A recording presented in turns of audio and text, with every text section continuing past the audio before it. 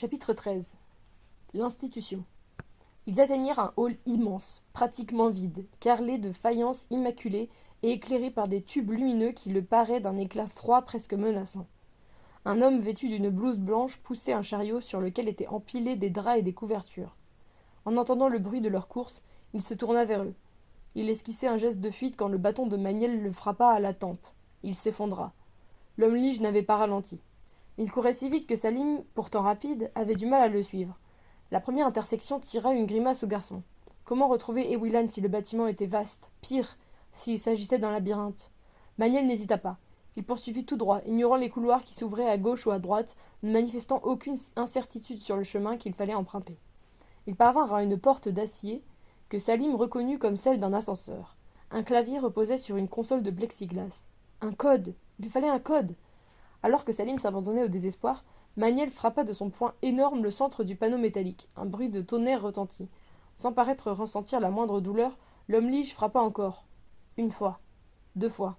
Le panneau gondolé laissa deviner à sa périphérie un interstice dans lequel Maniel engagea une main. De nouveau, les muscles formidables se nouèrent. De nouveau, l'acier gémit avant de céder. La porte s'ouvrit en grinçant sur un puits sombre dans lequel plongeaient 3 câbles. Maniel enroula ses mains dans sa tunique et saisit le plus gros. « Fais comme moi !» ordonna-t-il.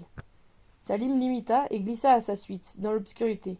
Le frottement du câble contre sa peau, malgré la protection qu'offrait l'épaisseur du tissu, le brûlait sérieusement lorsque ses pieds prirent contact avec une surface horizontale.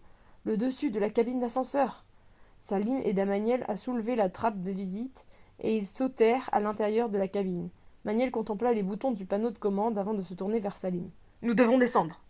Elle se trouve en bas. » La voix de l'homme lige était pâteuse. Du sang coulait de sa main droite, dont les phalanges faisaient peur à voir, mais il n'en était que plus impressionnant.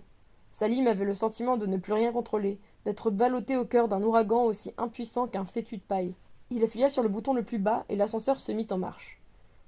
Ils accédèrent à une pièce immense au centre de laquelle trônait une machine étrange constituée d'une multitude de pièces brillantes en mouvement, couronnées d'un dôme d'où s'échappaient 5 bras métalliques faisant irrésistiblement songer à des tentacules. 2 hommes en blouse verte étaient penchés sur un pupitre. Au bruit de la porte de l'ascenseur qui s'ouvrait, ils se retournèrent. Maniel avait déjà couvert la moitié de la distance qui les séparait. L'un d'eux ouvrit la bouche pour crier, l'autre voulut s'enfuir. Aucun ne réalisa ce qu'il projetait. Maniel les avait saisis à la nuque, leurs crânes s'entrechoquèrent, ils devinrent mous comme des poupées de chiffon. L'homme lige les laissa choir et s'élança. Il contourna la machine, accéléra en découvrant l'entrée d'un couloir. Salim, lui, ne suivait plus. Le souffle court, le cœur menaçant d'exploser, il était proche de l'asphyxie. Maniel allait quitter la salle, rien ne semblant pouvoir l'arrêter, lorsque devant lui, l'air se troubla un bref instant, et un tslish apparut. C'était bien la créature monstrueuse qui hantait la mémoire de Salim, le croisement incertain d'une mantre religieuse géante et d'un lézard non moins démesuré, un hybride haut de plus de 2 mètres dont les pattes avant se prolongeaient au-delà des mains dans une lame osseuse à l'aspect redoutable. Un être répugnant, dont les mandibules acérées suintaient un liquide inquiétant.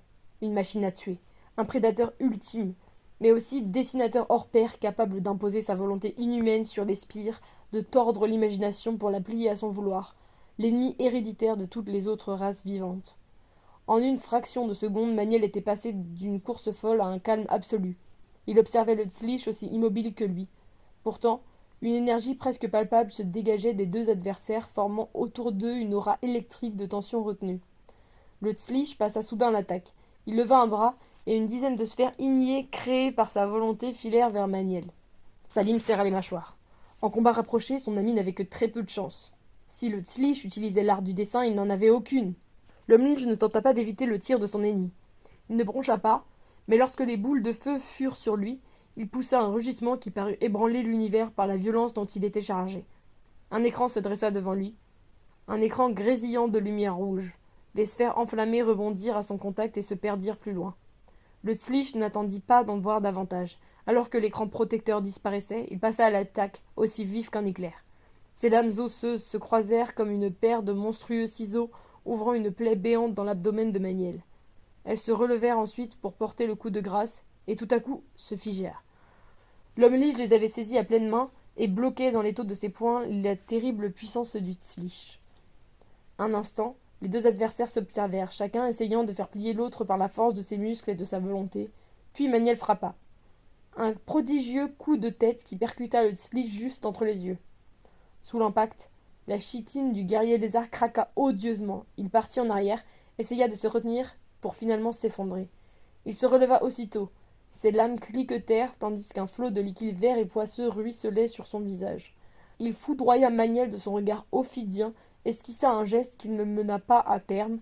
Après une malédiction incompréhensible aux sonorités effrayantes, il disparut.